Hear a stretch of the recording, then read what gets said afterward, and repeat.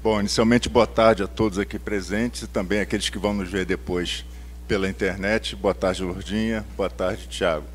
É uma honra, um prazer estar aqui com vocês.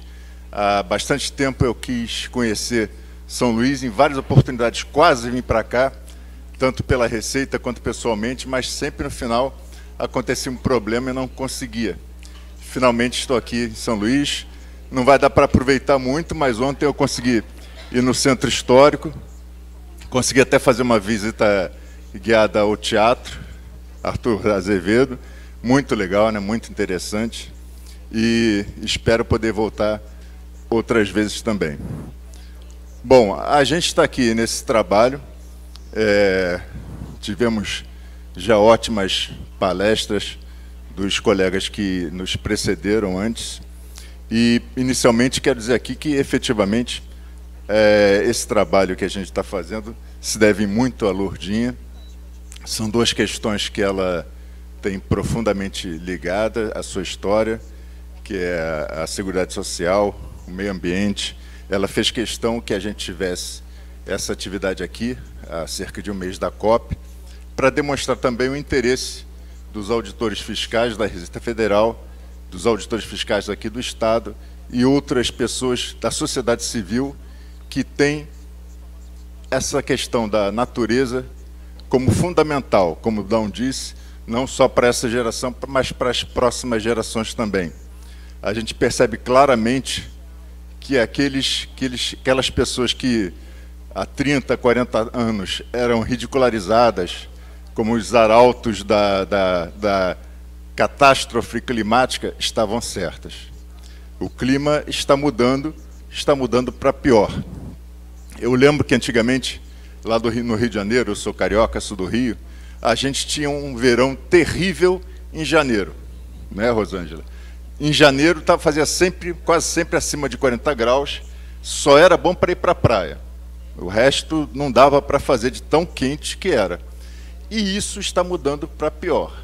Esse janeiro se estendeu para dezembro, para fevereiro, para março, e eu já peguei um ano que em outubro estava um calor insuportável de você não conseguir ficar na rua. Por outro lado, esse ano, em outubro, está fazendo frio no Rio de Janeiro. Isso, é claro, apenas um sintoma do que está acontecendo no planeta. Há poucos anos tivemos aquela queimada que escureceu o céu de São Paulo, né, Nelly? Mostra do que a humanidade está fazendo. E a gente tem que fazer o máximo possível para, se não regredir, pelo menos segurar o que está acontecendo. Há alguns anos também, eu peguei um voo com a professora, esqueci o nome dela, desculpe, da Universidade Federal de Juiz de Fora, dela falando que se a gente parar agora de maltratar o planeta, se a gente parar agora, milhões de vidas serão perdidas já. Infelizmente, pelas conversas que a gente está tendo aqui, a gente não vai parar agora.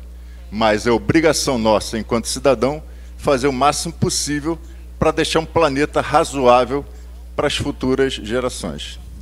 Bom, especificamente agora, a gente vai falar de um tema que é muito interessante e é ótimo para a Lourdinha, que é orçamento e previdência na transição para uma economia verde. Qual o objetivo desse painel? Analisar e propor a integração estratégica entre as políticas orçamentária e previdenciária para financiar a Seguridade Social frente às mudanças no mundo do trabalho e consolidar a transição para uma economia verde, assegurando equidade intergeracional e proteção social. Depois do Tiago e da Lourdinha falarem, a gente vai também abrir um espaço para perguntas. Então, peço agora que os dois destrinchem para a gente esse problema, começando pelo Tiago. Alô. Certo, muito obrigado. Obrigado a todos aqui pelo convite, uma honra estar aqui hoje. E pegando já o gancho, né, já que a gente tem pouquinho tempo aqui, e o assunto é bem complexo e longo, já vou tomar esse gancho sobre a questão atual, né? A gente sai de casa todos os dias, a gente trabalha, a gente abre a torneira, sai água, a gente está aqui, tem ar-condicionado. A nossa vida cotidiana, ela não dá conta do grau de urgência que a gente tem que pensar a questão ambiental, a questão climática na atualidade, na contemporaneidade. E esse grau é realmente muito... Quando a gente olha os dados, né, o que os cientistas trazem relacionados ao clima, os relatórios do IPCC, a escala, né, que nós estamos é uma escala, igual a professora citada aqui disse, né, é uma escala que, se a gente conseguir parar do jeito que a gente está, a gente evita, a gente está caindo do andar 200, a gente vai cair do andar 50. Então, assim, né, ainda há um grau de perda muito grande. Então, o que nós deveríamos estar discutindo é como reduzir, como decrescer, como realmente ir na contramão do que tem se colocado. Mas isso é um grande desafio, pensando especialmente numa economia como a brasileira, né? Uma economia que ainda tem, né, uma dívida e tem uma necessidade de desenvolvimento muito grande. E é isso que eu vou tentar discutir, especialmente a partir da crítica da economia política, né, que é de onde eu situo, né, esse debate, tanto a questão climática, mas também a questão da seguridade, né, que depois eu vou entrar também, pegando com relação à questão ambiental especialmente, né. Desde o começo do século XX a gente fala em antropoceno, né, a ideia de que os seres humanos, né, essa era geológica seria uma era geológica demarcada pelas alterações que os seres humanos passaram a fazer no planeta. Então, o aumento do nível de temperatura pós-revolução industrial, toda a ruptura de metabolismo, né, que nós tínhamos antes entre seres humanos e natureza, que foi rompida com a urbanização. Nós consumimos aqui nas cidades, né, todos os bens, recursos que são produzidos num lugar que a gente nunca foi, que a gente nunca viu, que é lá no campo e tal. Então, o ciclo de reprodução, a relação que existe entre todos os animais com a natureza, a gente rompeu enquanto seres humanos. A gente asfalta nossas ruas, a gente polui os rios. Só que autores mais críticos, né, de uns tempos para cá, eu destaco aí o Jason Moore, por exemplo, né, que trouxe essa perspectiva inicialmente, essa ideia, esse conceito, e traz a ideia que, na verdade, não se trata apenas de antropoceno, na verdade se trata de capitaloceno, que na verdade não é apenas a atividade humana em geral, mas tem um caráter histórico social específico, é a atividade capitalista, né, a atividade, o modo de produção capitalista que tem, né, e aí pegando, né, o que esse modo de produção capitalista se difere, né, de modos de produção anteriores, ele tem esse impulso pela acumulação infinita, né.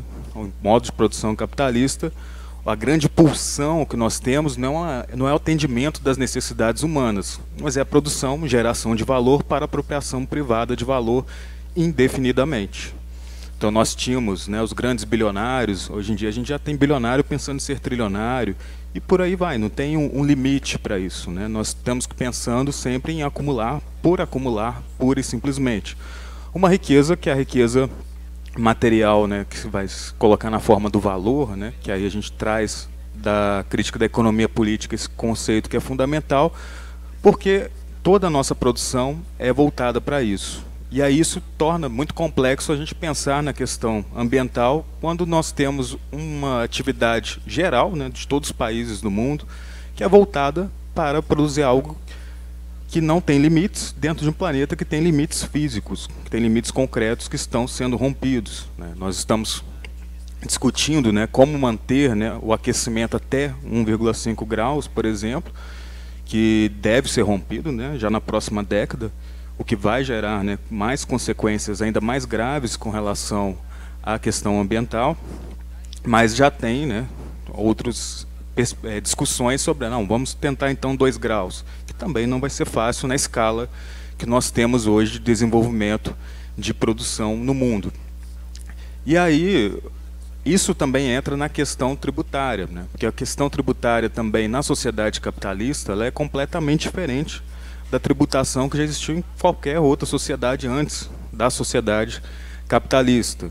Porque por mais que a gente consiga ver alguma semelhança ali, a captação em Roma, o sistema bala na Mesopotâmia, você tinha, né, sistemas de tributação, você já tinha o uso de moeda, mas a forma generalizada que nós temos de um sistema tributário que todo pecuniário, né, a gente tem, né, no nosso código tributário lá, né, a riqueza, né, ela tem que ser manifestada em pecúnia, né, ou equivalente a ela, né, porque o nosso sistema ele é todo monetarizado, né, o mundo inteiro é monetarizado.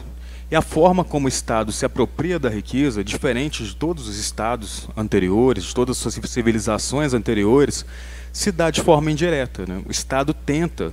E aqui ao longo do dia a gente foi discutindo, né, formas de pensar essa questão ambiental por incentivos fiscais.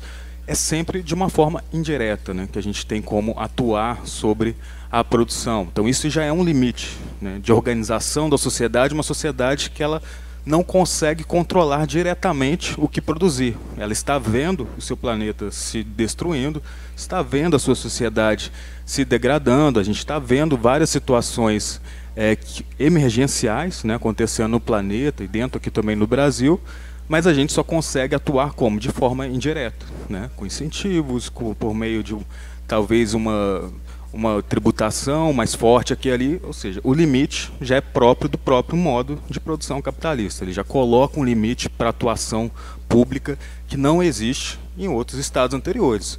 Outros estados anteriores você tributava a produção, então era diretamente, né, pegando os estados antigos, você tirava a produção, se apropriava ali, a produção física. Você tributava trabalho, né, diretamente. Aqui é impossível tributar trabalho diretamente. O trabalho ele é mediado pela relação de valor, por meio de salários. Então é uma situação completamente diferente. Então esse é um ponto fundamental para pensar essa questão, né, como que no capitalismo a gente tem esse caráter indireto, né, de apropriação da riqueza, que nos dificulta direcionar esforços para pensar essas questões fundamentais que estamos discutindo aqui. Como pensar a justiça social, justiça socioambiental, dentro desse quadro que é emergencial, é um quadro crítico, né, embora não pareça, né? Só lembrando aqui os meus pontinhos aqui. Um caráter, né, que expressa bem isso, né, essa tipicidade do tributo moderno no capitalismo, é exatamente o surgimento das contribuições sociais, né?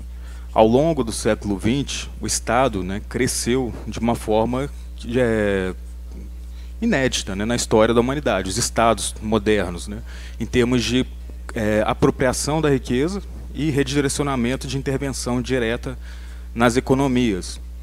A gente pega, por exemplo, países europeus, ali, o Reino Unido, por exemplo, que foi a primeira grande nação capitalista, né, vai sair ali de gastos sociais em 1920 por 5% relacionado ao seu PIB, chega na década de 70 já está lá em 25%, né, do PIB relacionado a gastos com proteção social, com aposentadorias, com saúde, educação. E, atualmente, pensando em estados lá da OCDE, por exemplo, a gente tem uma média muito alta, né, de gasto com seguridade social. A gente está falando de países que saíram na metade do século para 10%, 12% do PIB. Hoje, se você pega, por exemplo, o Reino Unido está em torno de 20% atualmente, com seguridade social. França, 31%. Então, você tem gastos significativos relacionados a isso, que é uma demanda que vai surgir a partir do quê? A partir das lutas sociais que acontecem ao longo do século XX, trabalhadores organizados que foram conquistando direitos sociais, e mesmo após, né, o neoliberalismo, que foi citado aqui, a partir dos anos 70, mesmo a partir desse momento que há um freio, né, esses gastos continuaram crescendo, porque o Estado ele deixa de ser apenas, né, aquela, dentro dessa ideia, né, que já foi bem demonstrada da sua completa inviabilidade, né, a ideia de um capitalismo sem Estado, uma coisa completamente absurda, né, as grandes economias capitalistas do mundo todas têm um Estado muito forte, né, o Estado é fundamental no desenvolvimento do capitalismo, e esses Estados passam a atuar não apenas nessa indução, né, do desenvolvimento por meio da proteção, que inicialmente foi, né, no século XIX,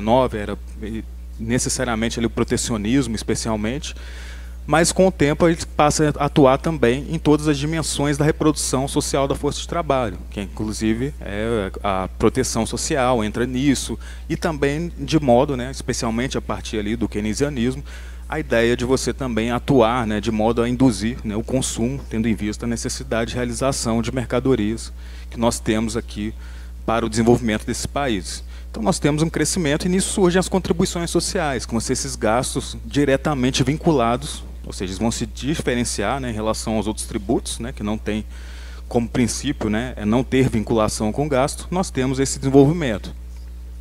Aqui, trazendo, né, já aqui para o Brasil, né, um marco fundamental, já mencionado aqui várias vezes, foi a nossa Constituição de 1988, né, onde ela vai criar, né, essa estrutura da Seguridade Social, que é extremamente inovadora na história do país, e até inovadora comparada a vários outros países do mundo, porque ela vai na contramão de quase tudo que você tinha aqui de acesso restrito à proteção social, do assistencialismo que nós tínhamos relacionados à questão da assistência, à saúde, né, que era vinculada ao trabalho. Então agora você tem, né, o Sistema Universal de Saúde, que vai desde as atividades mais complexas, né, já falamos aqui sobre os transplantes, como o Brasil tem quase uma liderança em relação a isso, mas de várias atividades fundamentais, vacinação, vigilância sanitária, tudo isso, né, dentro desse arcabouço.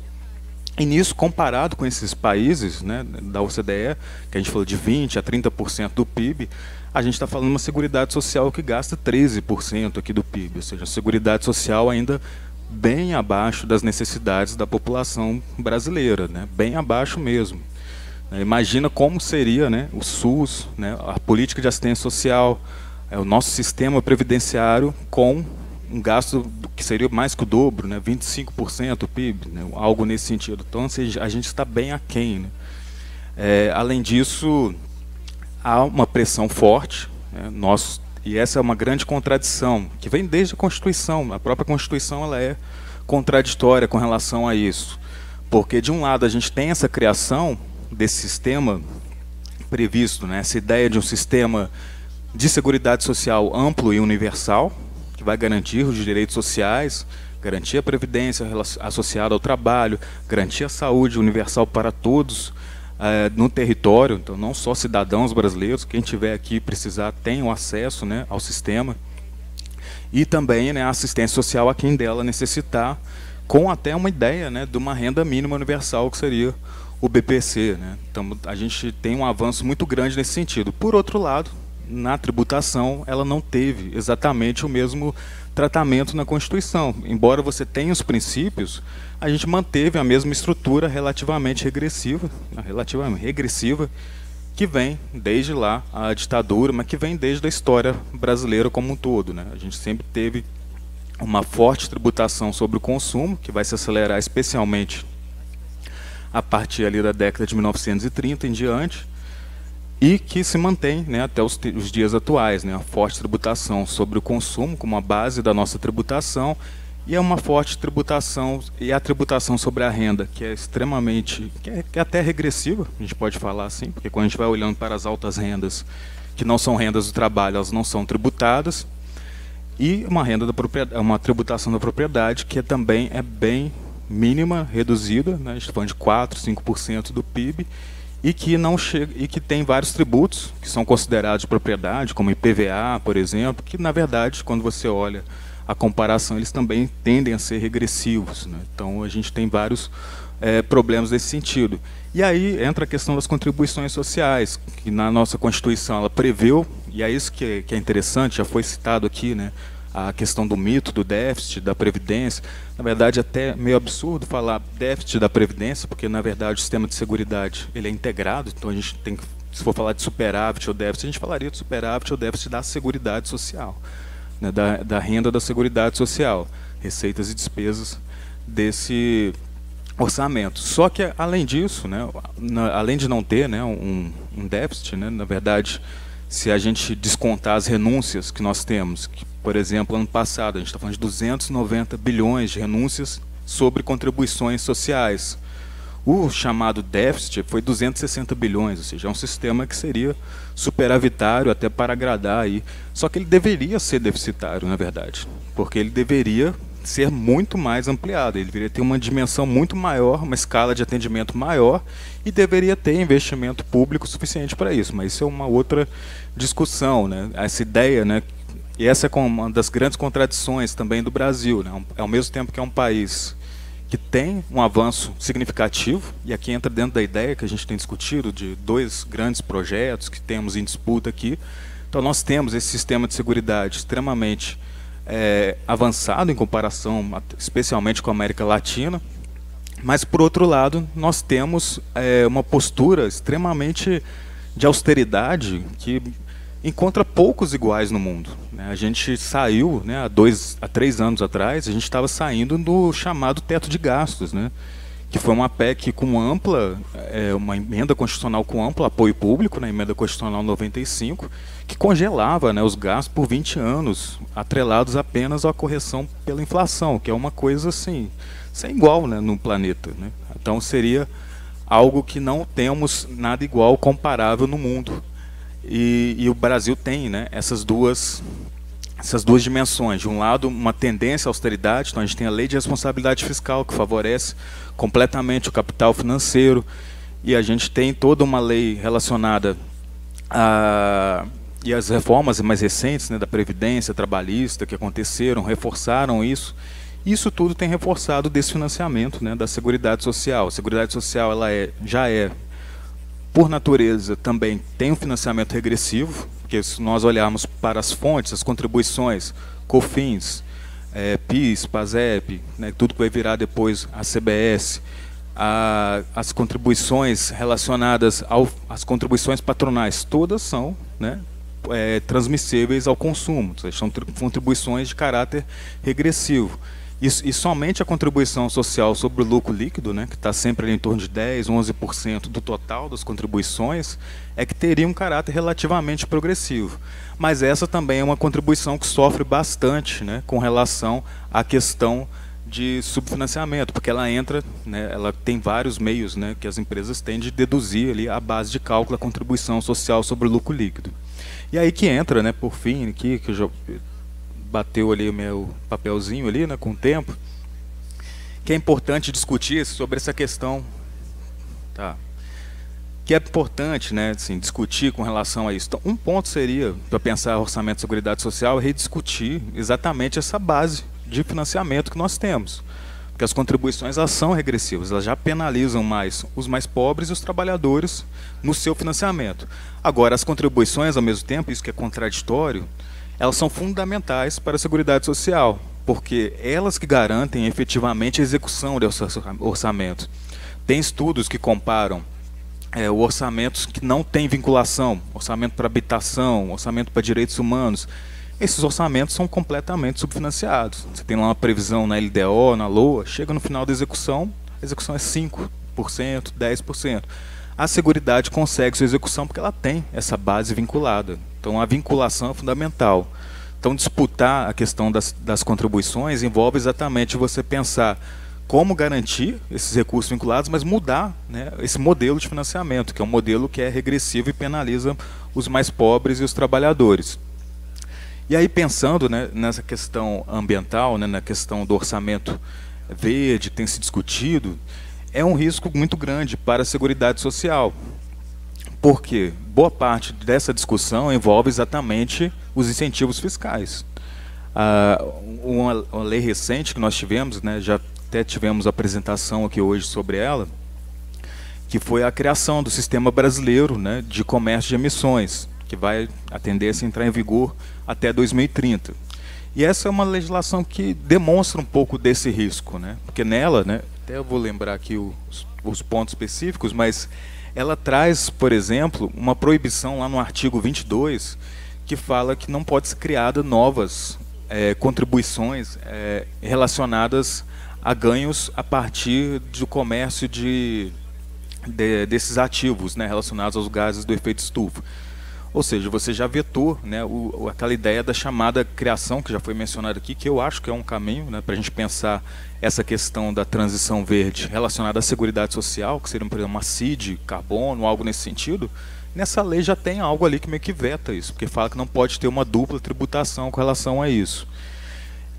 Ou seja, tudo que está regulamentado dentro do sistema, né, de comércio de emissões, você não pode ter criação de novos tributos. Ou seja, então você tem uma vedação com relação a isso. Além disso, todos os gastos relacionados que a empresa colocar né? Não necessariamente são os gastos que a empresa teve, os gastos que a empresa declarar que foram para tornar, né, a empresa mais limpa, emitir menos carbono e tudo mais, tudo isso vai ser descontado da base para o cálculo da contribuição social sobre o lucro líquido.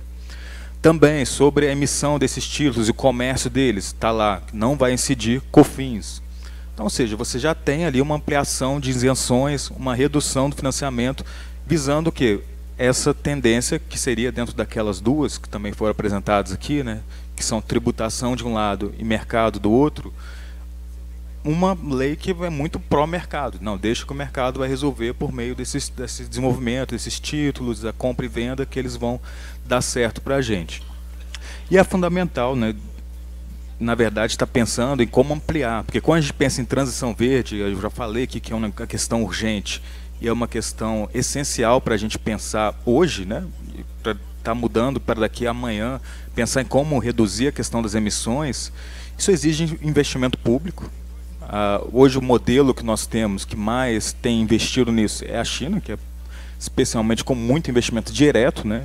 Não é apenas o incentivo fiscal que vai conseguir fazer isso, e não tem nenhum sinal, né? Na verdade, todo o estudo sobre inovações que nós temos sempre aponta que, na verdade, é um investimento direto público que consegue criar tecnologias, desenvolver soluções. Ou seja, então precisa ampliar a base de arrecadação para investir nisso e penalizar, né, quem está poluindo mais. Então, se nós temos que ter uma tributação que seja realmente efetiva no sentido de reduzir, né, tornar menos lucrativo, que a mola mestra do capitalismo é lucro. Então, como reduzir o lucro dessas empresas para que elas pensem em realmente modificar e não criar incentivos fiscais que depois vão compor base de lucro dessas empresas, como acontece historicamente no Brasil recente com outros incentivos fiscais que foram criados, que acaba se tornando quase, e aí não por acaso a gente tem toda essa carga de renúncias no Brasil, porque acaba se tornando a base ali, né? A empresa já conta com a renúncia para calcular. Então não é, e não tem nenhum controle exato do real benefício que aquela renúncia está trazendo para a empresa. Então pensar nisso é fundamental, porque os setores, quando a gente pensa nos últimos anos, a gente teve uma recuperação do orçamento. Os setores que mais empregam com qualidade, empregos formais, são setores siderurgia, mineração, são setores que estão associados à destruição do planeta, de modo geral. Então isso é contraditório. Então, pensar numa transição verde tem que pensar também o quê? Como criar, né, fundos, alternativas para os trabalhadores em transição também. Nós temos que pensar na transição desses trabalhadores que estão em setores, né, que hoje emitem esses gases do efeito estufa, de como que eles vão ser acolhidos, como que eles vão ter uma garantia que envolve, né, o desenvolvimento de outras atividades que vão exigir um impulsionamento público com relação a isso, e também o desenvolvimento de novas capacitações, de repensar, né? Porque essa questão, e o que a gente tem estudado demonstra isso, a questão ambiental ela vai recair sempre mais forte naqueles que já são mais fragilizados. E a gente não está falando de algo para daqui a 100 anos, né? A gente está falando de algo para daqui a 5, 10 anos, para algo que acontece hoje, né? Questões de saúde, questões de habitação que vão ser afetadas, questão do acesso, né, à água, acesso a alimentos, né, a questão alimentar vai ser fundamental para a gente pensar logo. Então, pensar na criação de contribuições sociais, reforçar o orçamento da Seguridade Social, pensar em elementos que possam realmente conduzir isso, né, é fundamental. Então, por isso que eu acho que é um debate que às vezes ele parece meio fora, né? Que questão ambiental tem a ver com segurança? Tem tudo a ver, né? As duas questões são questões de presente e futuro, né? A gente fala previdência, né? O próprio termo surge pensando em futuro. Então, pensar nisso é fundamental. E aí, só para finalizar a fala, reforçar que é uma questão urgente. Assim, quem nunca parou para pensar, nunca parou para ler, né? A gente recebeu um material informativo aqui. Leiam, estudem, que vocês vão ver que não é uma questão para amanhã, né? É a questão de hoje, que a gente está sentindo os efeitos, e esses efeitos vão piorar o quanto antes. Então, pensar numa transição verde, sempre se vocês digitarem transição verde, tributação verde no Google, vocês vão achar um monte de páginas de planejamento tributário falando das oportunidades da tributação verde, que as empresas estão de olho, o quê? e os planejadores tributários em que como que a gente vai conseguir, né, pegar esses vários benefícios fiscais, que não necessariamente vão incorrer exatamente em investimentos que se demonstram já historicamente suficientes, mas a tendência dentro dessas disputas, né, aqui foi mencionada a ideia do desenvolvimento contra o subdesenvolvimento, é muito arriscado que a gente tenha um subfinanciamento da Seguridade Social sobre essa ideia, não, é para tornar as coisas, para incentivar, para tornar um mundo mais verde, quando na verdade é apenas mais um meio para a financiarização da Previdência Social, financiarização dos orçamentos da Seguridade Social como um todo e a transferência desses recursos para quem já está aí todo ano passado, dos últimos 12 meses, quase R$ 1 trilhão pagos, né, em juros da dívida pública, para que esses mesmos grupos continuem enriquecendo as custas do orçamento público brasileiro. Bom, é isso aí. Muito obrigado.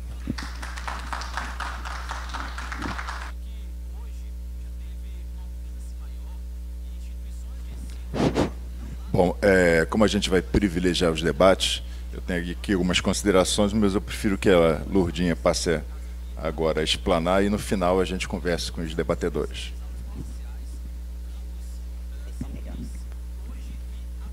Eu vou ficar em pé, que eu tenho 1,48, eu estou com 1,50, que eu estou com 2 centímetros de salto. Como é slide, eu vou preferir ficar em pé aqui, tá?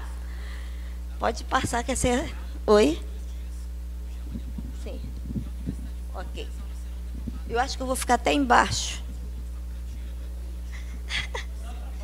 Não, não atrapalha.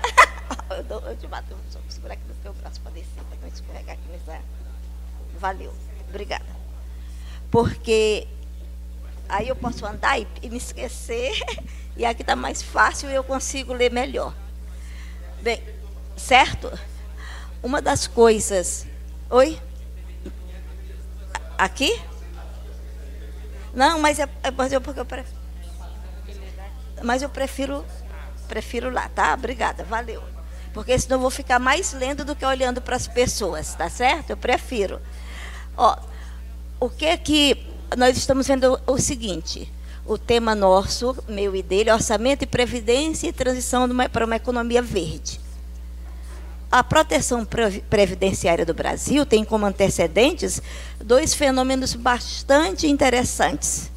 Escravidão africana no Império e mão de obra europeia descartada do processo de industrialização, onde Inglaterra e Alemanha disputavam todas as forças econômicas nesse processo de industrialização, certo? Bem, do Império não precisa a gente falar que só quem tinha proteção social eram os servidores da fazenda e os professores, todos vinculados a Portugal ou ao banco, o que deu depois as nossas previdências complementares ou seguros de aposentadoria. O que a gente pode falar do Império? A mão de obra não era remunerada e ainda era registrada na contabilidade das fazendas e usinas como semoventes, junto com animais que trabalhavam também no processo de tração animal. Mais exclusão do homem e da mulher era impossível, não era tratado nem como gente, mas como um animal à disposição da força produtiva. A mão de obra europeia foi aquela que não se enquadrou no processo de industrialização e veio para o Brasil, se instalou no sul do país. Isso. Então, se nós temos o Nordeste todo marcado pela escravidão, temos um sul marcado pelo descarte europeu. Isso a história conta e a gente não tem como negar. E dentro deste mesmo processo de descarte está hoje a questão climática, né? Deste processo de modelo monoexportador que foi adotado pelo Brasil há muito tempo, desde o Império, só mudou já na década de 30 com a industrialização tardia e num projeto de poder do Getúlio Vargas, né, e forçado pelos trabalhadores que estavam, foi exatamente, ele falou da década de 30, onde tudo começou, e é verdade, né? A queda da Bolsa de Nova York, com todo aquele movimento do Porto de Santos, onde o pessoal que trabalhava nos pontos, lá no porto, os bancos e o comércio, todos entraram em ebulição. E o Getúlio Vargas, no seu projeto de poder, e para agradar os empresários, principalmente do setor do café, o que ele fez? Criou institutos de aposentadoria por atividade econômica. E para os servidores públicos, um de fidelidade à rainha. O que ele fez? Para a iniciativa privada, o modelo bismarckiano, que era o primeiro-ministro, Bismarck, o primeiro-ministro da Alemanha, onde as pessoas se acidentavam muito no trabalho, e a primeira proteção social foi o seguro-acidente de trabalho de quem se acidentava nas fábricas. O Getúlio Vargas pegou o modelo vitoriano de fidelidade à rainha, e nós estamos aqui como servidor público, com muitas coisas do regime de trabalhador, do regime geral, mas com espada na cabeça por fidelidade. A rainha perdendo, mesmo com contribuição feita, tempo de serviço feito, pode perder o emprego se desagradar ao chefe mais imediato, que você entra num processo disciplinar e é demitido, né? Aí o que aconteceu? Eu vou falar menos que ele já falou. A globalização e a financiarização da riqueza também foi uma coisa que ajudou a precarizar o mercado de trabalho e as relações do trabalho. E a inovação tecnológica agrava muito mais. Por isso, muita gente fugiram para os iFoods e para os Ubers, né? Ganhando pouco e não tendo proteção social garantida para o futuro. Uma das coisas que nós precisamos entender é que a classe trabalhadora, no decorrer da história, sempre foi protagonista.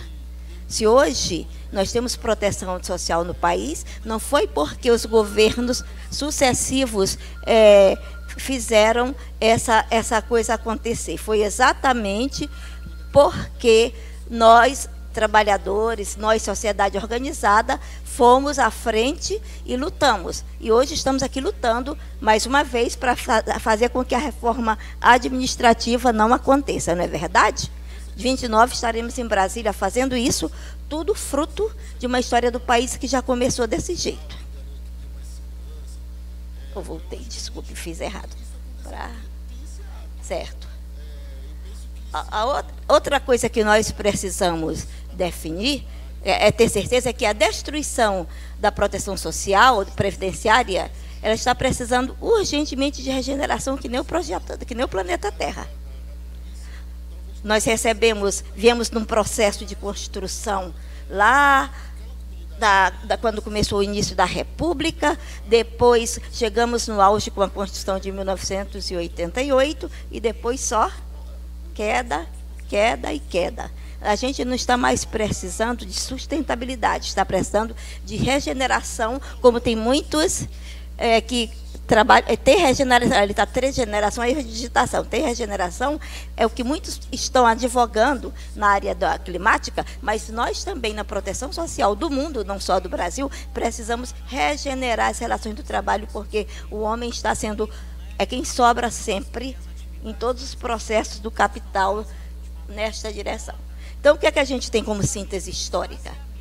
O marco inicial da Previdência no Brasil é 1923, provocado por acidentes com trabalhadores da construção da Estrada de Ferro, e foi criada as caixas, que é a lei chamada Lei Eloy Chaves, que era um deputado federal. Aí, a partir daí, foram surgindo as várias caixas de aposentadorias e pensões, e em 1930 a 45, que foi a era Vargas, tudo foi se consolidando. IAPC, IAPI e PASE para os servidores públicos, né? No regime militar, e essa reestruturação, por atividade, aconteceu, cada vez que construía alguma coisa, já ia reestruturando. Ela não foi se consolidando, só se consolidou de 30 a 45. A reestruturação começou com o regime militar. O regime militar em 1966 acabou com os institutos por atividade econômica e criou o INPS, não é isso? Depois deste pedaço, o dinheiro não estava dando, porque queriam construir a Transamazônica, porque queriam construir a ponte Rio-Niterói, e vamos remanejar esses dinheiros para outros cantos. Todos não era para melhorar a proteção previdenciária do trabalhador, era para financiar o desenvolvimento do país e ajudar os empresários a ter mais lucros. de 1969 a 71, quando o mundo rural estava completamente desamparado e em guerra, para acalmar o trabalhador, estava mais fácil, ganhava melhor indo para a guerrilha no Araguaia do que trabalhando na área rural. Para acalmar os ânimos, foi criada a Previdência Rural. O trabalhador rural ficou de fora da proteção previdenciária do país, porque o país é um país latifundiário. Os donos de engenho que perderam o poder, os donos das fábricas do setor rural, a exemplo de hoje, colocaram, não pode ter aposentadoria de trabalhador rural. Então, foi criado não um favor do regime militar, mas para poder acalmar as guerrilhas.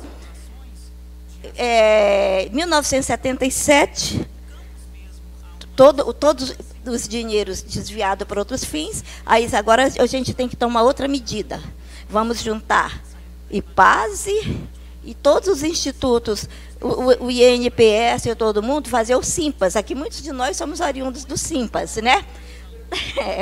E o que aconteceu? Junta todo mundo, junta o dinheiro e um detalhe: todos os recursos do nosso Instituto de Aposentadoria e Pensão de Servidores Públicos Federais foram para o INPS e só ficaram como servidor vinculado à Lei 1711, que era o regime estatutário daquela ocasião, as carreiras típicas de Estado.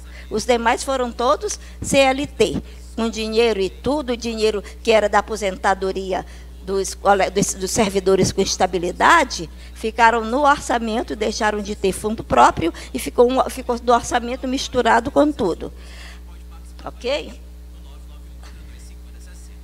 Quando estiver faltando 5 minutos, me dê um sinal para eu avançar. Certo. A outra coisa, aí o que é que aconteceu?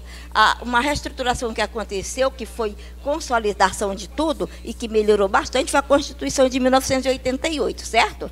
Foi aí que veio o conceito de Seguridade Social como saúde universal para todos, previdência, assistência, como ele já... Não vou falar que o Tiago já abordou tudo isso. E foi criado o Regime Jurídico Único, RJU, que todos nós hoje somos subordinados. E com a consolidação desses direitos previdenciários dos servidores da União, houve a consolidação dos direitos, mas não houve a devolução do patrimônio que ficou lá, ajudando a pagar o regime geral, com a promessa que não teríamos problema, porque íamos estar no orçamento do mesmo jeito. É um fato que a gente precisa colocar, ou seja, desde 1977, que nós estamos no limbo. Nós, todos aqui que forem servidores públicos, certo?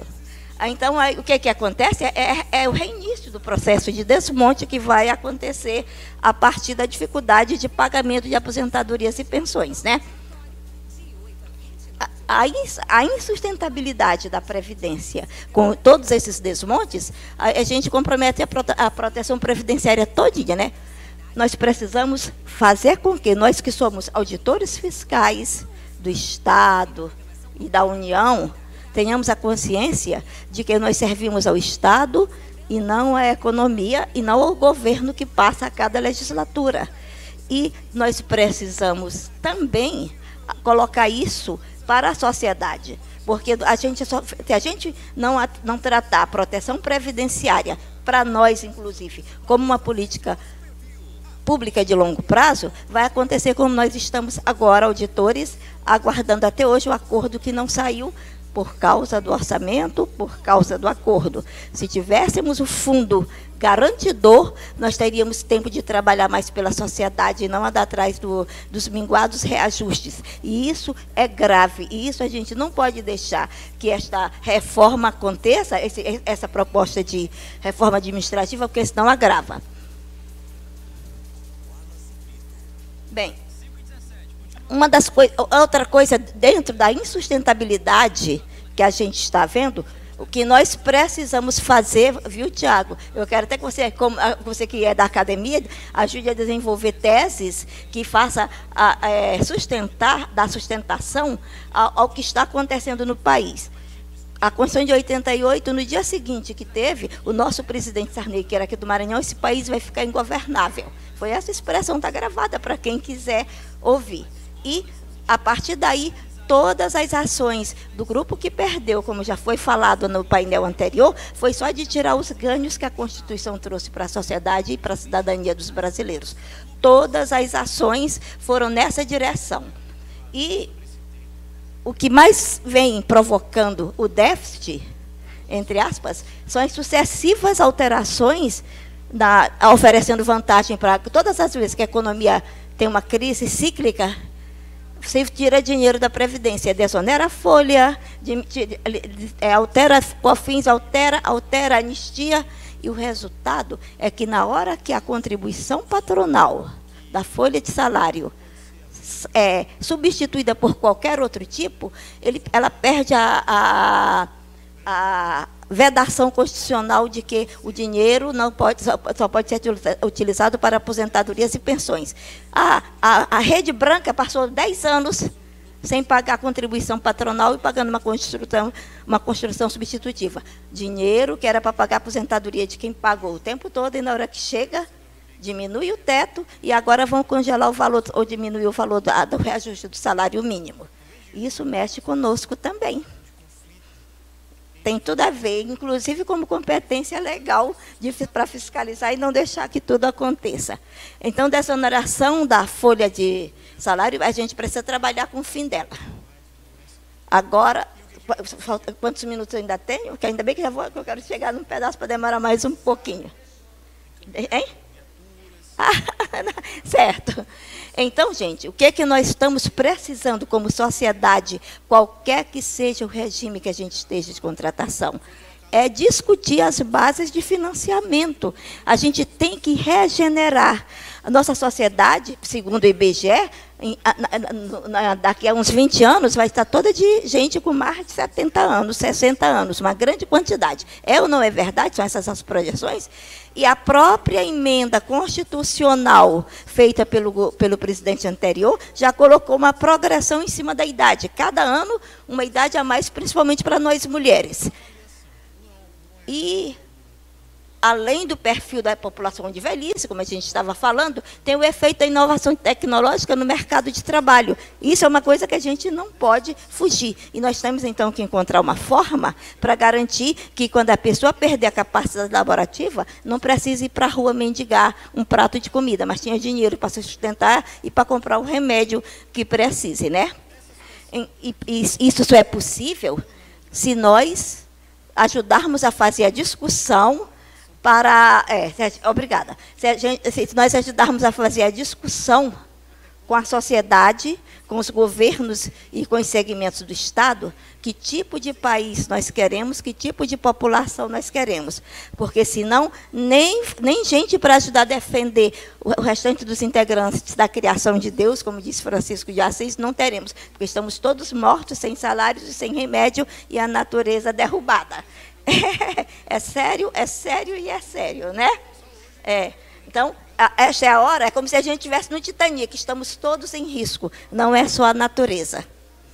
Não é só a natureza. Desculpa, eu não estou fazendo... Hein? É verdade, mas morto... depois morre, né? Bem, então, para nós continuarmos num processo onde haja um mínimo de equilíbrio entre os trabalhadores, entre os segmentos da sociedade mais desassistidos, entre classe média e os que sempre ganham muito, a gente tem que regenerar o sistema de proteção social do país, em todas as direções. Não é ficar apegada a alguma coisa, é aquilo que for melhor para que a sociedade e as pessoas tenham o direito de dignidade humana. E, para isso, o que é que a gente precisa fazer? Garantir as metas, evitar que se trabalhar contra, rechaçar que qualquer que seja os ajustes propostos com a finalidade de garantir metas de superávites primários, manter ajuste fiscal a partir do lado pobre da população e aumentar recursos para pagar a dívida pública. Tudo entra no orçamento quando é dívida pública, quando é negociação com exportação, tudo se consegue negociar. Quando é o lado pobre, fica para quando voltar da compra da a bala para comprar na volta para esquecer, certo? Viu, gente? Então, nós precisamos, no Brasil, desmistificar o déficit. Déficit, déficit, déficit. O governo faz mapas de déficit, mas não diz o quanto tirou e deixou a população em déficit no passado. Ou a gente tem coragem de entrar nesta luta, então a gente não vai ter nem sustentabilidade, nem economia sustentável, nem meio ambiente sustentável, porque cadáver não promove luta, porque vamos estar todos mortos, né? Então, o que...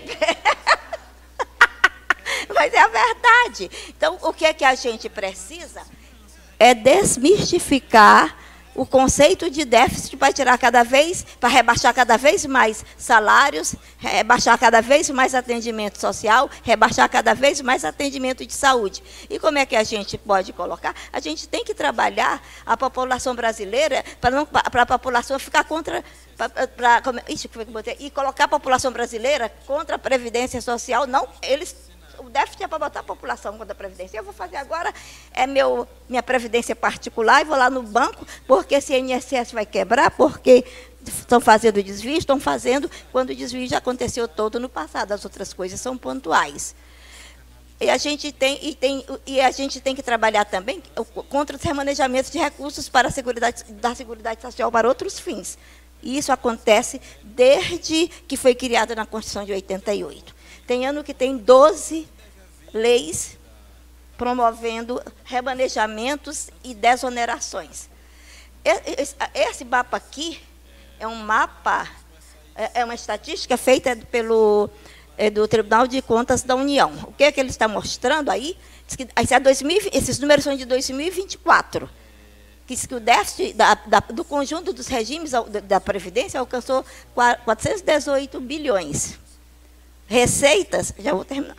Receitas, 691. E despesas, 1 trilhão. Ou seja, tem 400, isso no conjunto de todos os regimes. RGPS, regime geral, de Previdência, FCDF é do pessoal do Distrito Federal e antigos territórios que ainda tem uns saldos, regime próprio de Previdência da União, aqui não estão os estados, e o outro é o regime de Previdência das Forças Armadas. E o que nós temos? 2024, no cálculo do CGU, do cálculo, desculpe, do Tribunal de Contas da União, o déficit per capita em 2024 do regime geral foi de 8,8 milhões. Do Distrito Federal e os territórios, 267 milhões. Regimes próprios, 69 milhões. E Forças Armadas, 130 milhões. A per capita do regime geral, arrecadação de 2024, 630 bi, despesas 712. Previdência rural, arrecadação 9, despesas 191. Uma visão de... Eu vou só pedir para encerrar, viu? Porque senão não vale nem a pena ter apresentado as coisas. Então, o que é que nós temos? Estamos se falando do déficit de hoje. Não se lembram dos remanejamentos que fizeram do passado. Você pagou, começou a pagar para ter 25 salários mínimos de aposentadoria quando a minha mãe era nova, foi se aposentar com 8 e hoje não tem 7 salários mínimos. Aqui é o mapa do déficit completo com as outras coisas. E, já para a gente fechar, o que é que nós precisamos fazer? Fim das anistias que premiam e incentivam a inadimplência, penalizam as empresas cumpridoras das obrigações tributárias. Quem paga neste país não cresce muito. E a folha de salário por faturamento no cálculo de contribuição, a gente tem que lutar para que seja mantida a vedação de não utilização desse recurso para outro fim. E, por fim, precisamos trabalhar criação de uma contribuição da Previdência para devolver o que foi transferido, porque não era de propriedade do governo nem das empresas, era de propriedade da sociedade, dos trabalhadores que pagaram para se aposentar. Se a gente ficar só correndo atrás do curto prazo, nós vamos botar o país na beira da miséria com sua população. E trabalhar para que sejam trazidos de volta os recursos que foram remanejados com promessa de devolução quando chegasse a época da aposentadoria. Ninguém devolve nada desse país. A Vale do Rio Doce, a CSN, tudo foram privatizadas. Se alguém teve notícia que chegou algum centavo desse dinheiro da privatização no Caixa da Previdência, pode esperar que deitada. E aí os aportes anuais. E o que eu quero dizer é o seguinte, é que a gente tem que trabalhar contra essa questão do déficit, porque senão não adianta trabalhar para manter planta em pé se a gente não quer trabalhar para manter a população saudável e vivendo bem e ainda ser tratado como alguém que depende do governo. Muito obrigada, mas é porque isso não me dá outro jeito.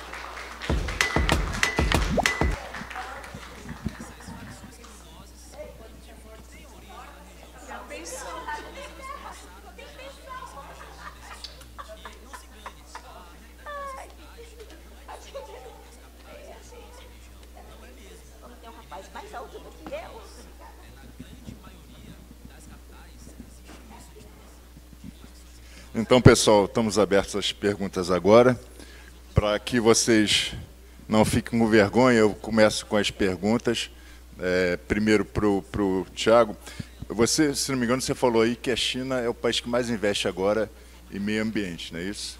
E algumas décadas atrás se dizia que quando os chineses tivessem um nível de consumo semelhante ao norte-americano, a Terra acabaria, né? Não teria mais como sustentar a humanidade. Como é que você vê essa dicotomia, se eles estão conseguindo lidar com isso? E outra coisa também que você falou, em determinado momento, que a Previdência ou a Seguridade Social deveria ser deficitária. Se você puder elaborar isso também. E para a Lourdinha, uma provocação. Na hora do almoço, uma colega falou, o que nós podemos fazer? De manhã, aquele colega da Justiça nos Trilhos falou, eles atuam de uma forma bem concreta. Mas nós, sindicato, auditores fiscais, o que a gente pode fazer? A gente sabe o que tem que fazer. Tem que mudar a lei, tem que encaminhar a Constituição para um outro caminho, mas, efetivamente, o que a gente pode fazer? Por favor, Thiago. Bom, muito obrigado pelas perguntas. Bom, com relação à questão da China, a China, né, diferente da maioria dos países, né, do mundo, né, ela tem lá um modelo, né, de político, de organização da economia que é bem mais de intervenção direta mesmo, né, que é a ideia de planejamento real da sua economia. E nesse sentido, eles têm essa preocupação ambiental, porque eles sabem, né, que realmente, se eles seguirem realmente essa tendência de produzir, né, com as emissões que tem na maior parte dos países capitalistas que se desenvolveram ao longo do século XIX e XX, a tendência seria exatamente essa, né? Eles chegariam a ser um país rico e desenvolvido, mas num mundo que já não existiria mais, né? Como diz a Lourdinha, onde estaria todo mundo morto, né? Então os chineses estariam desenvolvidos, mas mortos, né? Sem salário, porque não existe, né, salário sem trabalho. E aí, mas só que o grande problema é o seguinte, o que eu quis pontuar é o seguinte, a China só consegue hoje ser uma liderança, né, na produção de energia limpa por conta do investimento direto do Estado, né? Que o que faz esses investimentos, tanto em pesquisa quanto realmente na construção das bases necessárias, é investimento público direto.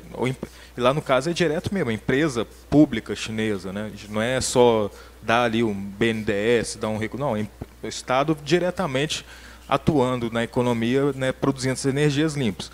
Ainda é suficiente, é bom deixar bem claro isso, né? Embora a China procure fazer isso, né, ela também está ajudando a caminhar para o fim do mundo, igual a maior parte dos países capitalistas, porque como a economia que cresce, né, atualmente crescendo pouco, né, pouco para eles é 5%, 6% por ano, ela ainda é muito baseada na emissão de carbono também. Então é um país que tem crescido bastante, tem feito, né, todos os resultados econômicos incríveis, né, a retirada, né, de centenas de milhões de pessoas da pobreza.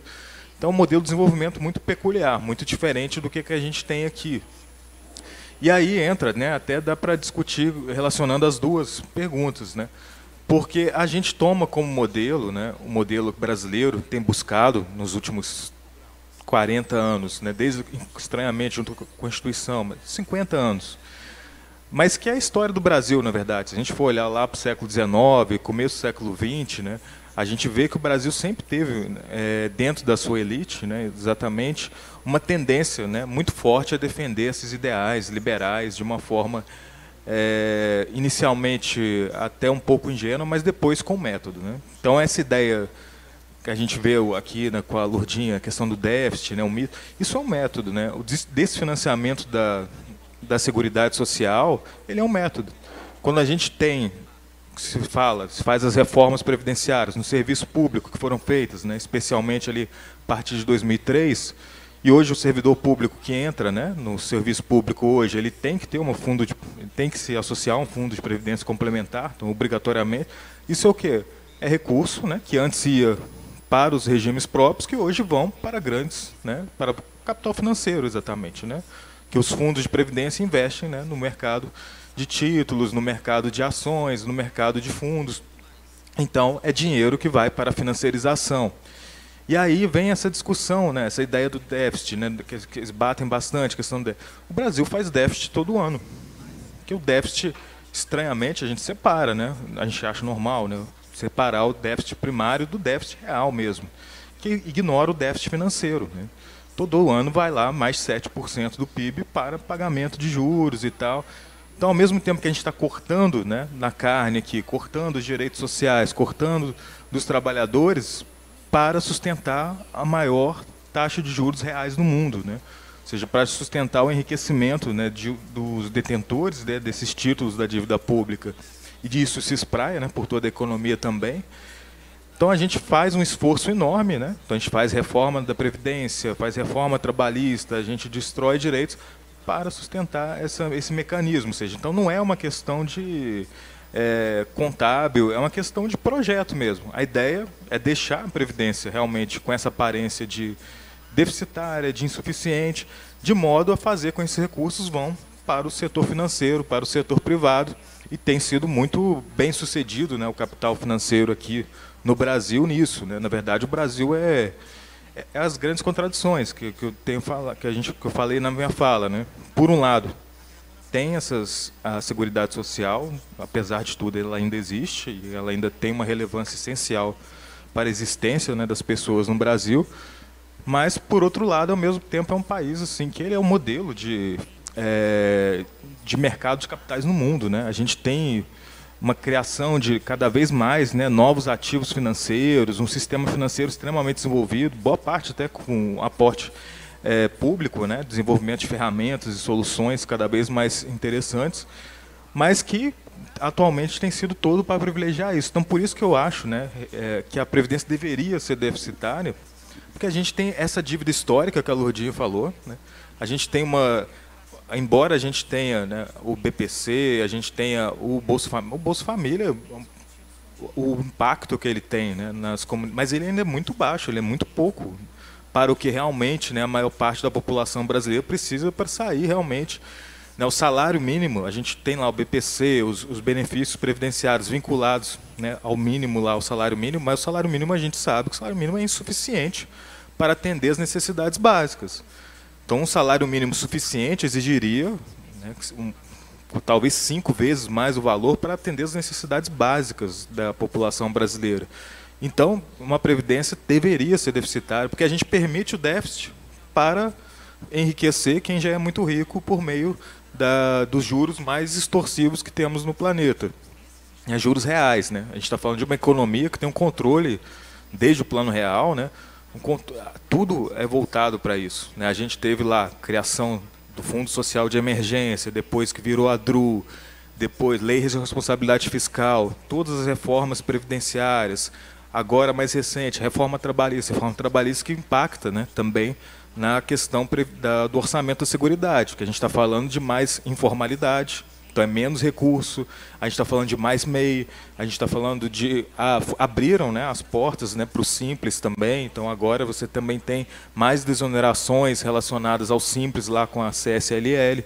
Então você tem uma redução dessa base de financiamento sempre sobre essa justificativa, que não, a população está envelhecendo, mas não tem nenhuma correlação. A correlação concreta é que há um projeto de como retirar esses recursos, que é muito dinheiro, né? Eles olham, pô, um orçamento de 2 trilhões, eu quero para mim também isso aí. Então, essa disputa ela segue. Não é uma disputa do que vai ser melhor para o sistema de seguridade, é de quem vai ganhar mais ou menos com esse sistema de seguridade. Se vão ser os trabalhadores que vão perder, ou se eles vão ganhar, ou são o capital, né, se vai ganhar ou se vai perder. É uma disputa muito clara, né, entre essas duas forças, né? Então, por isso que eu acho que uma seguridade real no Brasil ela deveria ser deficitária, porque os estados modernos, né, os grandes estados que a gente olha e vê lá, né, a Inglaterra, como é legal, como é bonito, olha aqui a França, olha esse transporte público maravilhoso. Esses estados fazem déficit para garantir, fizeram durante muito tempo déficit para crescer, para formar suas grandes indústrias, que hoje em dia todo mundo compra e conhece os produtos que circulam o mundo inteiro, é investimento público, fazendo déficit. Sistemas de seguridade foram desenvolvidos fazendo déficit também, a proteção social foi feita fazendo déficit, tudo isso, esses déficits. Agora no Brasil não se permite déficit para direitos sociais, apenas para ativos financeiros, apenas para enriquecer quem já é muito rico. Então por isso que a seguridade deveria ser deficitária, ela não é, também deixar claro, né, já que a gente vive sob a égide dessa forte, né, pressão liberal, né, da ideia de que o orçamento público tem que ser igual às contas, né, dentro de uma residência particular, doméstica, né, onde a gente tem que ter lá, fechar o orçamento 0 a 0 todo mês. Na verdade, a gente tem que ter superávit, né, superávit primário, que o superávit primário que é uma coisa irrelevante em termos de endividamento público, né, porque o endividamento continua crescendo, o superávit é sempre menor do que o que a gente paga de juros, mas ele é um sinal, né, para o mercado, né, ele é uma coisa... Você corta direitos, corta recursos para dar um sinal, olha o mercado, a gente consegue pagar os juros e tal. E assim, enfim, então, ou seja, toda uma priorização do orçamento público para esse enriquecimento financeiro e não para garantir direitos sociais, para garantir o desenvolvimento que a gente teve, igual a Lourdinha trouxe. A gente tem uma dívida enorme para tratar que não está sendo paga, está sendo, na verdade, cada vez amplificada. Respondendo à pergunta do que me fez o Kleber, mas dizendo para o Tiago que eu concordo plenamente, a Seguridade Social não foi feita para dar lucro, foi feita para dar exercício de cidadania a todos os brasileiros quando perderem a capacidade laborativa por saúde ou por idade. E todos os segmentos da sociedade, quem trabalha na gravação, quem trabalha digitando, todos nós estamos no mesmo barco. E o que precisamos fazer, que foi a pergunta que o Kleber disse. Nós, como servidores, auditores fiscais da Receita Federal do Brasil, temos a competência legal de trabalhar pelo lado da arrecadação, do financiamento, no caso, da fiscalização, para garantir que esses recursos entrem e não decaiam pelo prazo de arrecadação. Nós precisamos, como sindicato, pugnar, lutar para incluir no texto constitucional as vedações que se fizerem necessárias no artigo 167 da Constituição, no seu inciso 11, e, sobretudo, ajudar os milhões de trabalhadores que pagaram a vida toda para se aposentar, não serem pegos de surpresa na hora da aposentadoria. Agora, com a viúva, com a metade do salário do que ganhar até o viúvo, que também tem os homens que podem ficar viúvos com filhos pequenos, e isso altera a história de uma casa onde morre um que tem que a metade da aposentadoria ou do salário é retirado. A segunda coisa é trabalharmos, sim, para incluir na Constituição a devolução de tudo que os valores que eram para pagar aposentadorias ajudaram a construir a infraestrutura e o desenvolvimento do país. E não é fazendo uma avaliação de quanto vale a ponte Rio-Niterói, de quanto vale uma transamazônica, não. Criando um percentual, a exemplo do DRU, que você falou ainda há pouco, que seja com forma de se devolver não no orçamento, mas o próprio sistema que cresceu, as próprias empresas que cresceram, ter uma contribuição obrigatória para financiar esses fundos. Porque não adianta, porque da forma como a reforma tributária foi aprovada, vai ser pior se a gente não tomar posição, porque vai ser difícil carimbar a contribuição substituta apenas destinada à Seguridade Social. E ela era destinada à Seguridade Social. Mesmo que não chegasse para a Previdência, só para o lado da Previdência Rural. E isso, se a gente continuar assim, nós também somos responsáveis por omissão, por não estar ajudando o povo que não conhece, que precisa dessa aí. Então, eu proponho que a gente, como sindicato, ajude responsável tendo competência legal dos seus filiados neste setor, que a gente trabalhe com os demais sindicatos, com a sociedade como um todo e, sobretudo, com o governo federal para ajudar a corrigir no texto constitucional e na legislação ordinária tudo o que foi em prejuízo da Previdência para beneficiar o capital. Obrigado, Tiago. Lourdinha. Dão tem uma pergunta agora, né?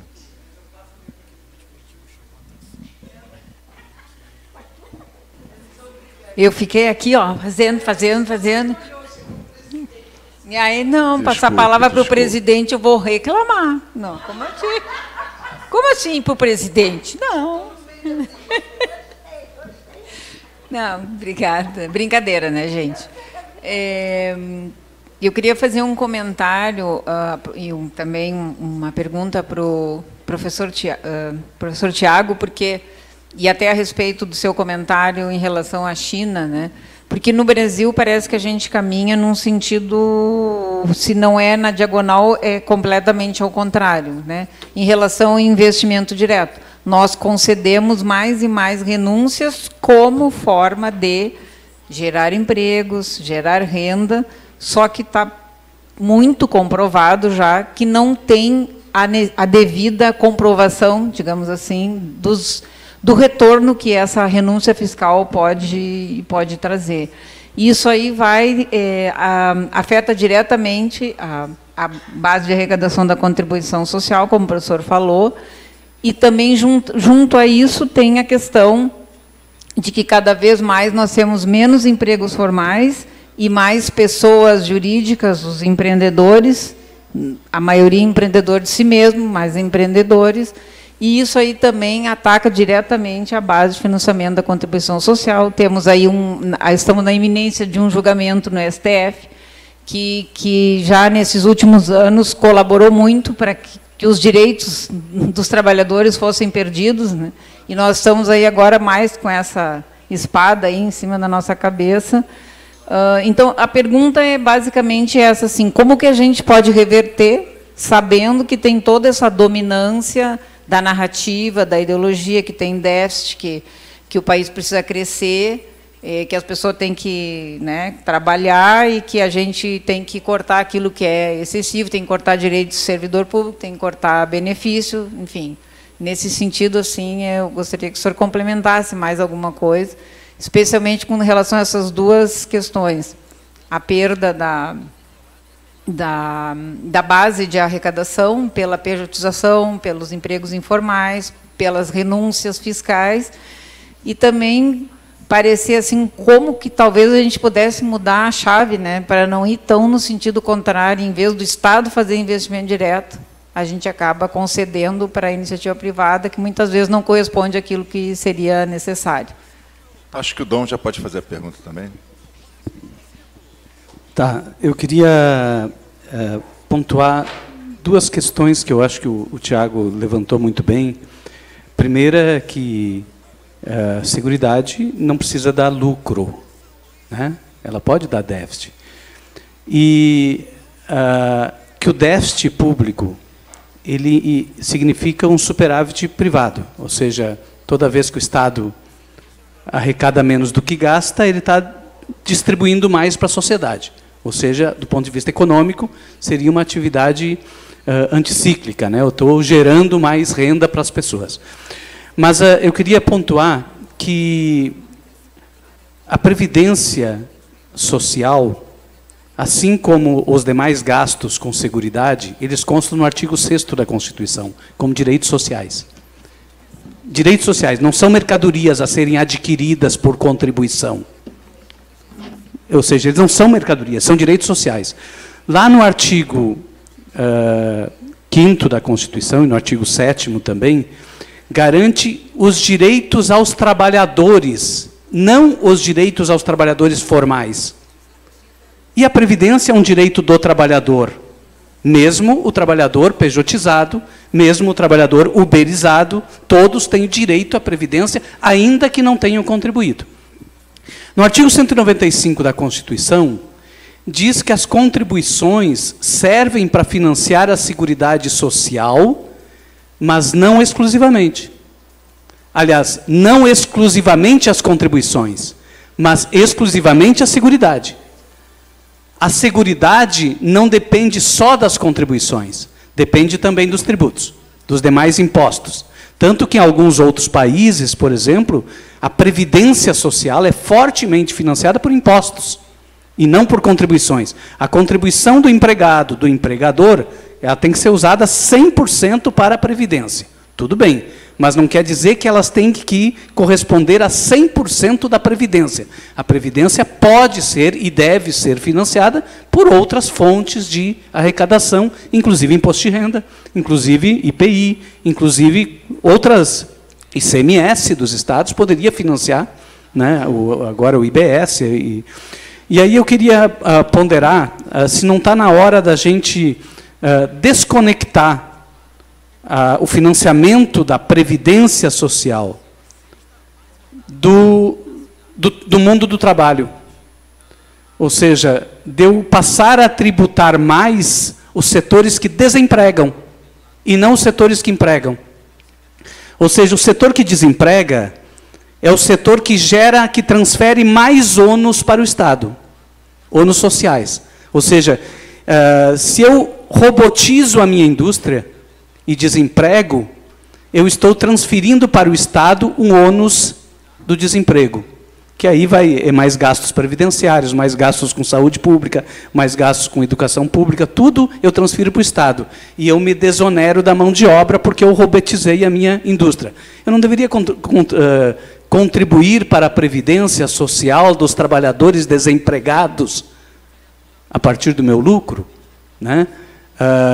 A robotização nesse sentido, as plataformas digitais no mesmo sentido, e também os royalties do setor extrativista, já que o setor extrativista compromete o futuro na medida em que ele arranca o insumo, arranca a riqueza e impede que as gerações futuras aproveitem aquela riqueza. Este setor extrativista não deveria contribuir com o futuro, contribuindo com uma contribuição pesada para a Previdência, como a Noruega faz em relação aos royalties do petróleo, né, que retira uma parcela substancial dos royalties de petróleo para financiar a Previdência Social. A gente não deveria caminhar nesse sentido para resolver o dilema, né, da Previdência Social, porque, na verdade, a gente cai numa contradição, numa falácia de que a Previdência é deficitária. A Previdência nunca pode ser deficitária. Ela consome 10% do PIB. Então, não pode ser deficitária. Ela não consome mais do que 100% do PIB. Ela seria deficitária se consumisse mais de 100% do PIB. Ela consome só 10% do PIB. Logo, ela não é deficitária. Da nossa riqueza toda gerada, nós gastamos só 10% no nosso pacto de solidariedade, de garantir uma velhice digna para os trabalhadores, né? Então, a gente consome uma parte muito pequena do PIB para garantir a velhice e a proteção social das pessoas em idade avançada, né? Mais alguma pergunta?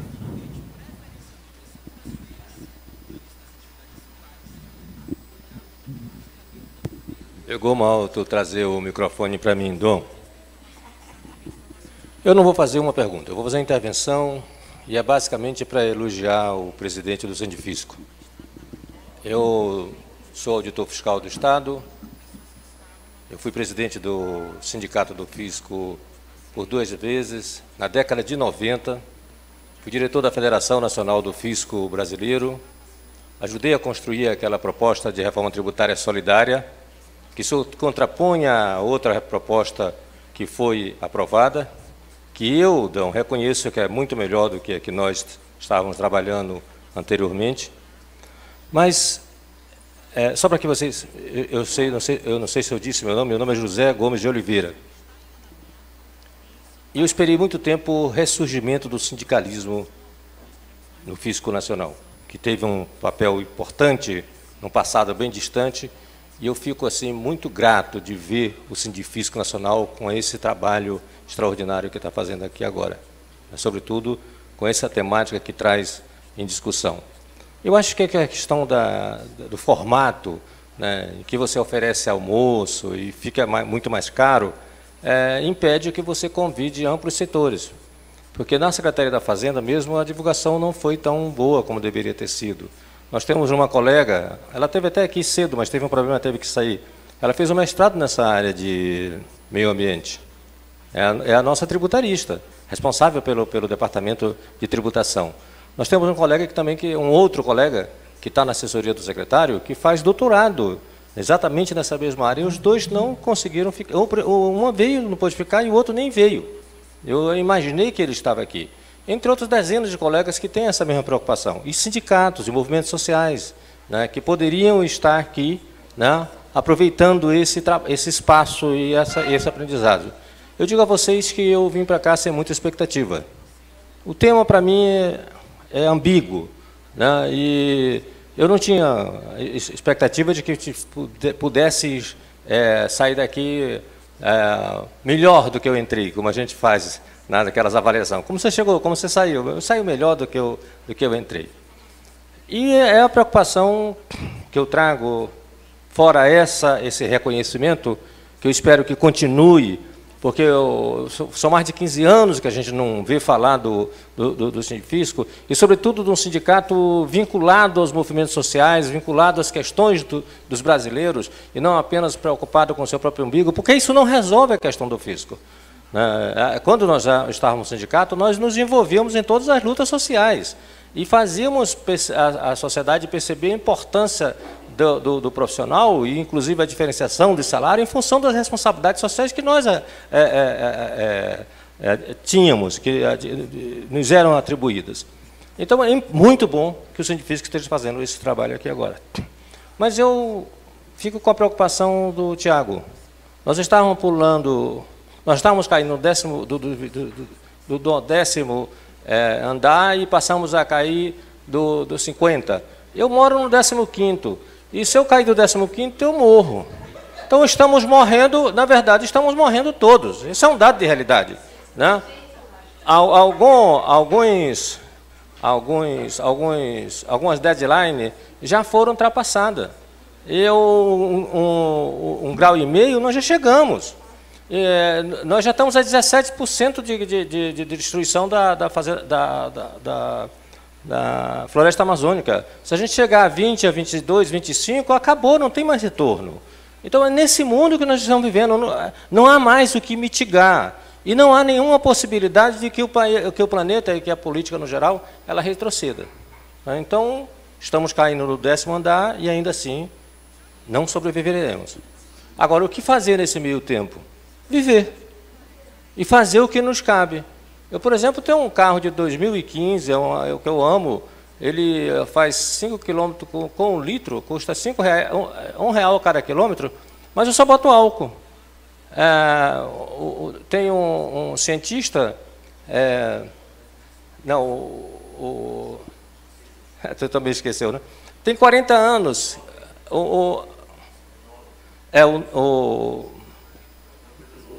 Nobre, o Carlos Nobre, exatamente. Bem, obrigado. Carlos Nobre tem 40 anos que só usa álcool. Isso faz diferença? Absolutamente nenhuma. Não vai mudar o planeta isso. Eu usar álcool também não vai fazer diferença no planeta, mas é o que eu faço, né? Eu estou em todas as reuniões, eu vou para todos os debates, né? Acredito nas coisas que eu estou fazendo, né? E como Schumpeter, que tem aquela ideia do radical do Estado-tributo, Se você quiser conhecer uma sociedade, é estudar o seu sistema tributário. O sistema tributário é, ao mesmo tempo, uma coisa que explica e condiciona uma sociedade.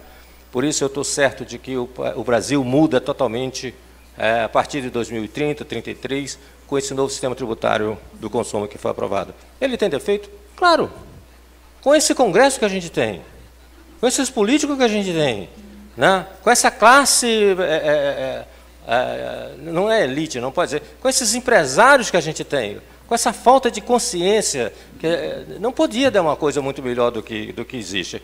Mas foi um trabalho de 10 anos, de um grupo de abnegados financiado por grandes empresas, é verdade. 13 grandes empresas, multinacionais, inclusive a Huawei. Mas eles fizeram um trabalho extraordinário. Eu tenho que reconhecer, eu estava do outro lado. Eu estava do lado da FENAFISCO e o pessoal da FEBRAFIT estava com eles, que é o pessoal da Fundação Getúlio Vargas. Mas o resultado é extraordinário. É uma nova conformação de sistema tributário e certamente de sociedade que nós vamos ter no futuro. Isso vai resolver a questão ambiental? Tiago, não vai. Né? O imposto do pecado vai resolver alguma coisa? Não vai. Mas nós estamos andando, estamos tentando um modo novo de fazer o mundo. Enquanto a gente não tiver fusão nuclear, não vai resolver o problema da energia. É por isso que a gente manda furar de novo aqui. Como o alucinado, o laranjão diz lá nos Estados Unidos, fure, fure, baby, fure, a gente está furando aqui também. Vai furar esse negócio do Amazonas fica a 500 quilômetros, gente. Não é ali na foz do Amazonas, não. É 500 quilômetros de distância. É problema furar? É. Mas não temos uma outra alternativa. Nesse momento você tem que fazer isso. Eu reconheço. É um problema. Né? Então, nós estamos caindo do 10º andar, não temos como nos salvar, mas nós estamos aqui reunidos, nós estamos aqui reunidos, fazendo um esforço de pensar o futuro. Quem dera, nós tínhamos um único sindicato, agora nós temos 2 na Secretaria da Fazenda do Estado, e os 2 não valem por um. Quem dera que nós tivéssemos mais e mais sindicatos como o Sindifisco para fazer esse trabalho extraordinário que vocês estão fazendo aqui. Eu me inscrevi apenas para agradecer a vocês. Muito obrigado. Obrigado, colega. Tiago, você pode responder?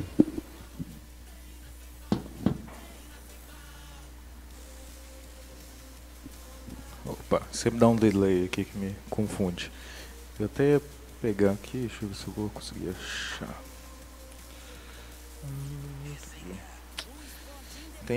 Vou só citar aqui uma passagem, né? Até pegando a última intervenção. É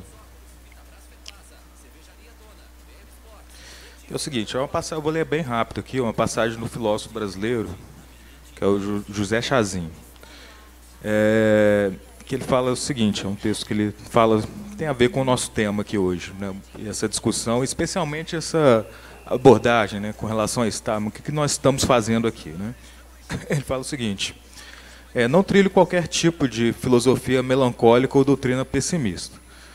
Por isso mesmo, recuso o otimismo pedestre e nutro a certeza de que, se chegamos até aqui, é bem provável que não desmentiremos o elan que demonstramos no passado.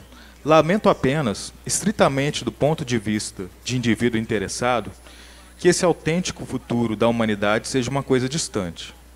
Por certo não verei, mas espero estar contribuindo para o seu advento ao tentar pôr em evidência, por meio do reconhecimento da grandeza do presente e da crítica à miséria contemporânea, de que ele é possível e desejável. Então, eu acho que é mais ou menos o papel que a gente tem, né? A gente está numa situação que aponta realmente para o pior dos mundos possíveis, né? O pior cenário possível.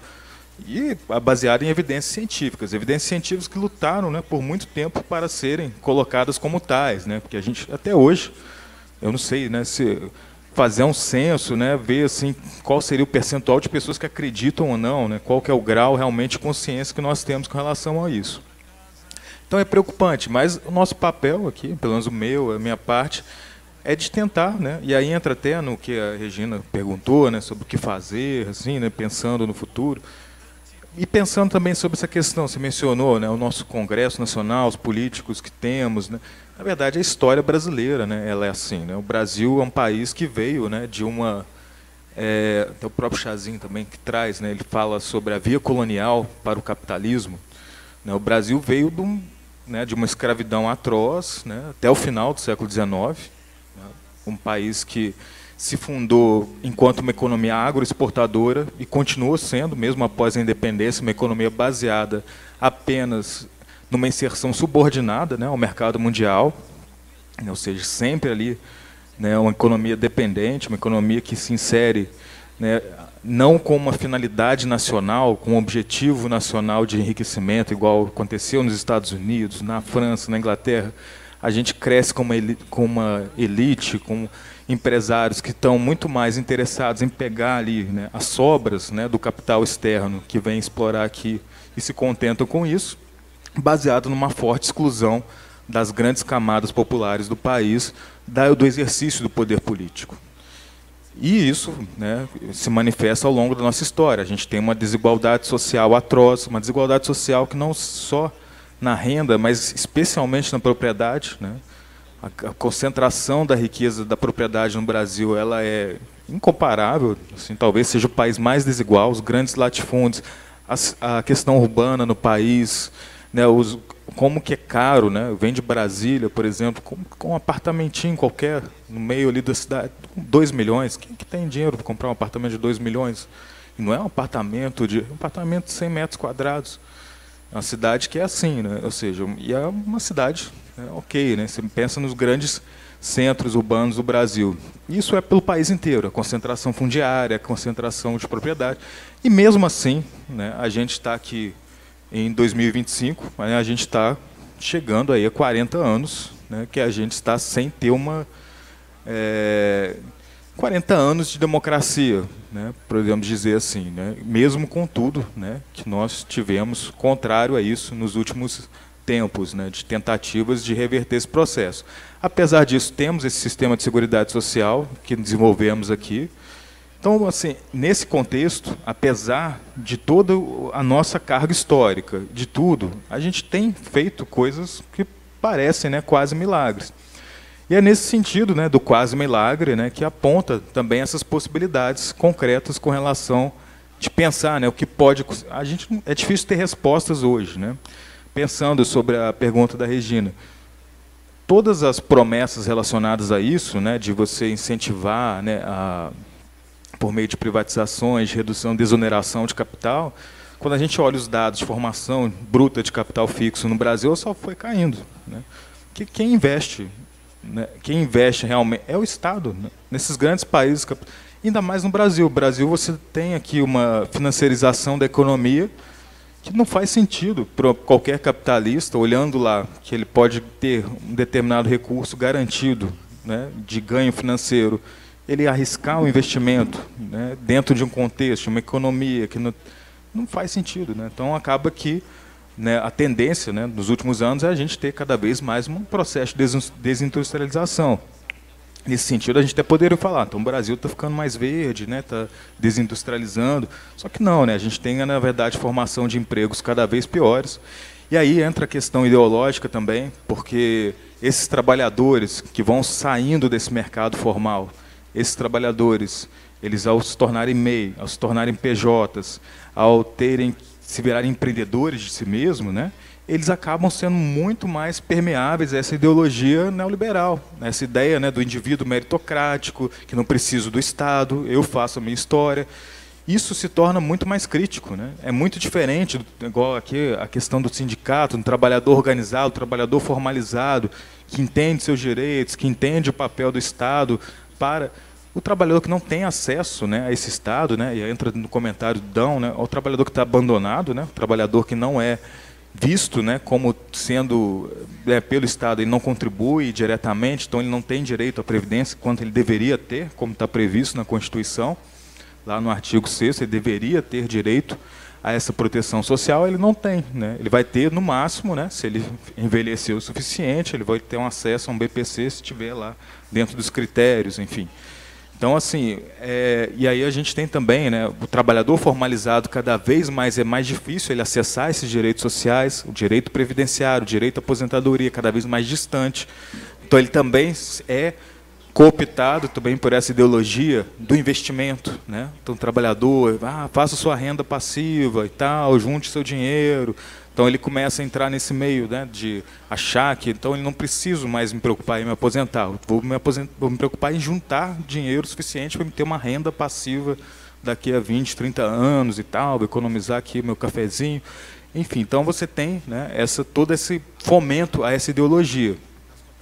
Então, é um desafio muito grande, eu acho que, pensando em soluções, né, o papel é esse, né, continuar, né, quem, né, se preocupa e entende isso, é continuar esse papel. Igual aqui, a gente está num seminário, mas o movimento social, o movimento sindical é fundamental nesse sentido, né, de formação, né, de consciência, de atuação. Na universidade, a gente tem lá as extensões, a gente tem os projetos de pesquisa, a gente tenta, né, assimilar cada vez mais a população, né, dentro da universidade, trazer para dentro as pautas populares, porque também não é só também essa ideologia, né, a população, né, os trabalhadores também, isso a gente vê, né, trabalhadores por aplicativo, apesar de ser algo completamente alheio a eles, né, eles têm lá uma gamificação da sua atividade laboral, né, eles têm uma concorrência, né.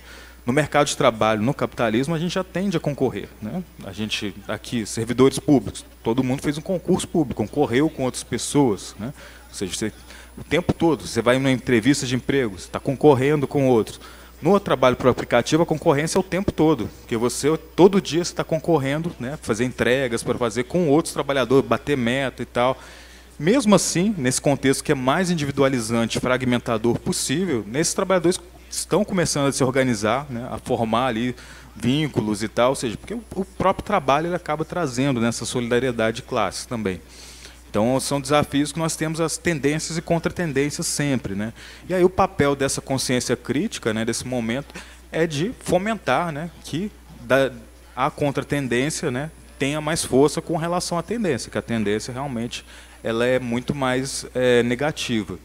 E aí, por fim, né, Dão, sobre a sua observação, isso aí é algo que eu sempre defendi. Assim, eu acho que o ideal para a Seguridade Social seria exatamente ela ser financiada por meio de impostos, né, especialmente imposto de renda progressivo.